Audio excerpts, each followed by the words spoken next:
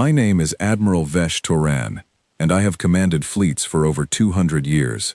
I have seen empires rise. I have seen empires fall. But nothing prepared me for the day the humans sent us one ship. Let me start from the beginning. The Kryath swarm came from the edge of known space 3 years ago.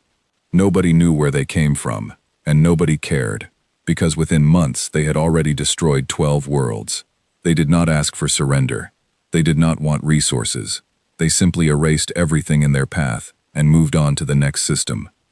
Our coalition had stood for over 1,000 years.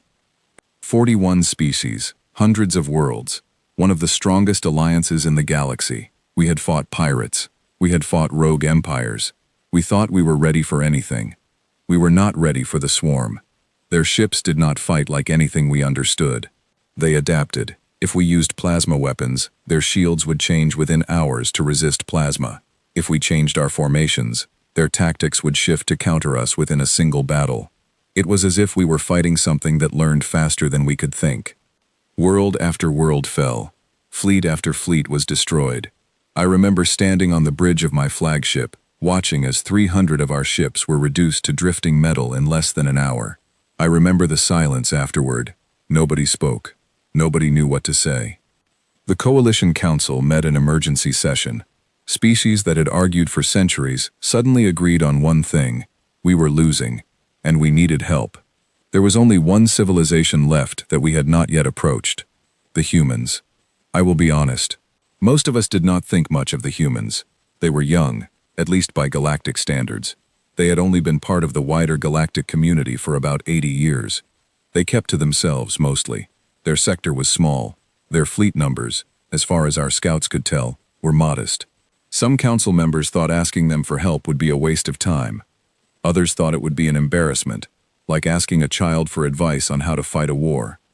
But we were desperate. Desperate councils make decisions that calm councils would never consider. We sent the message ourselves, translated into every human language we had on file, carried by our fastest courier ship. The message was simple: we are losing this war. We need aid. Any aid you can offer would be welcomed with gratitude. I did not expect a quick reply. Diplomatic messages between species usually take weeks to be reviewed, discussed, and answered through proper channels. I expected silence for at least a month, followed by careful, cautious words about how humanity would consider our request. The reply came back in 6 hours. It read, "Acknowledged. One ship inbound." I remember reading it 3 times, certain I had misunderstood the translation. One ship. We had lost 300 ships in a single hour just weeks before, and the humans were sending us one ship. Councillor Mean of the Dravith Assembly laughed, though there was no humor in it. He said the humans must think this was some kind of joke, or perhaps they simply did not understand the scale of what we were facing. Others were angry, calling it an insult, a slap in the face during our darkest hour. I said nothing. I did not know what to think. But something about the message bothered me. It was not written with confusion or hesitation. It was written the way you write something you have already decided, something that does not require debate. 3 days later, the ship arrived.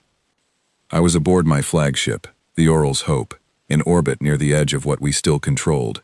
Our sensors picked up the vessel long before we could see it. And here is where things became strange.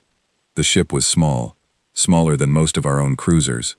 By every visual measure, it looked unremarkable, almost plain, with no decoration, no grand markings, nothing that spoke of power or pride. If I had seen it parked next to one of our dreadnoughts, I would have assumed it was a supply vessel or a scout. But the readings did not match the appearance. My chief engineer, a Doskal named Prenna, called me over to her station with a voice I had never heard her use before. She was shaking slightly as she pointed at the display. The ship's hull density was nearly triple what our scanners expected from something its size. Its energy signature was massive, far beyond what a ship that size should be able to generate or contain. And strangest of all, the drive signature kept shifting, as if the ship was running on multiple different propulsion systems that should not have been able to work together at all. I opened a communication channel. It took a moment to connect. When it did, a single voice answered, calm, steady, almost bored, if I am honest. "This is Captain Reyes Okafor. United Nations ship Quiet Resolve. We received your distress call. Please transmit current enemy positions and your fleet's operational status. I asked, perhaps foolishly, if this was truly the extent of the aid humanity was sending. One ship, against an enemy that had already destroyed dozens of worlds. There was a pause. Not a long one, just enough for me to feel the weight of my own question. Yes, The captain said. We reviewed your data. One ship should be sufficient. If it isn't, we'll send another. I did not know how to respond to that. None of us did. Some of my officers wanted to refuse the ship's help entirely, feeling that such a small offering was disrespectful to our situation. I overruled them. We had nothing left to lose, and if nothing else, perhaps the humans could gather useful information before they, too, were forced to retreat. The Quiet Resolve moved toward the front lines alone. I ordered 2 of our support cruisers to escort it, more out of courtesy than confidence that they could offer any real protection. The human captain declined the offer, politely but firmly. He said his ship would operate independently, and asked that our fleet hold position at a safe distance to observe. To observe, as if we were watching a demonstration, not sending a single ship into the heart of a war that had already claimed thousands of lives. The swarm's forward group, nearly 40 vessels strong, was patrolling near the edge of the Threll system, a system we had lost only weeks earlier. It was here that the Quiet Resolve made its approach. I watched from my bridge, along with what remained of my command staff, as the small ship crossed into sensor range of the enemy formation. My hands were clenched so tightly around the edge of my console that my knuckles had gone pale. The swarm reacted instantly, as they always did, adjusting their formation to surround the newcomer. In every previous battle, this was the moment before we lost ships, the moment the swarm began to adapt and overwhelm. But something was different this time. The Quiet Resolve did not retreat. It did not attempt evasive maneuvers, the way our ships always had to. Instead, it simply continued forward, as though the surrounding enemy ships were nothing more than an inconvenience. The first exchange of fire happened faster than my eyes could properly track. One moment, the swarm ships were closing in. The next, 3 of them were disabled, drifting without power, their weapons and engines gone dark. I did not see clearly how it happened. My sensor officer, a young Vantiri named Oss, kept replaying the recording at slower speeds, and even at 1/10 of normal speed it was difficult to follow. The swarm adapted, as they always did. Their remaining ships shifted tactics, changing their weapon frequencies, trying new formations, attempting the very strategies that had defeated fleet after fleet of ours. None of it worked. Every time the swarm changed their approach, the Quiet Resolve seemed to already have an answer ready. It was not fighting like a single ship desperately defending itself. It was fighting like something that had already seen this exact battle play out 100 times before, and knew precisely what came next. I remember Counselor Mean, who had joined me on the bridge to watch, going completely silent. The man who had laughed at the idea of one human ship being sent to help us did not speak a single word for the rest of the engagement. Within 20 minutes, the entire forward group of the swarm, all 40 ships, had been disabled or destroyed. Not a single vessel escaped. I want to be clear about something. This was not simple destruction. As we reviewed the data afterward, we discovered that the Quiet Resolve had specifically targeted engines and weapon systems on many of the swarm ships, rather than destroying them outright. When I later asked Captain Okafor about this, his answer was simple. He said his ship's programming preferred disabling an enemy when possible, since a defeated enemy that could be studied was more valuable than one reduced to debris. It told me something about how differently humans approached even their wars. The swarm, however, did not take this defeat quietly. Within hours, their main battle group, over 200 ships, the same force that had crushed our combined fleets just weeks earlier, moved to intercept the Quiet Resolve. I remember feeling a strange mixture of fear and something close to hope, an emotion I had not felt in a very long time. Fear, because 200 ships against one seemed impossible odds no matter what we had just witnessed. Hope, because for the first time in 3 years, I had seen something the swarm could not immediately counter. Captain Okafor's voice came over our shared channel once more, calm as ever. Admiral Turan, I recommend your fleet stay clear of the following engagement zone. This may take some time. I asked him directly if he required reinforcement. If his ship needed support, we would send everything we had left, regardless of the risk. His response has stayed with me since. He said, "Appreciate the offer, Admiral, but adding untrained ships to this fight would create more problems than it solves. Let us handle this one." Untrained, as though our entire coalition fleet, forged over 1,000 years of history, was somehow the inexperienced party in this war. I later learned something that changed how I understood everything that followed.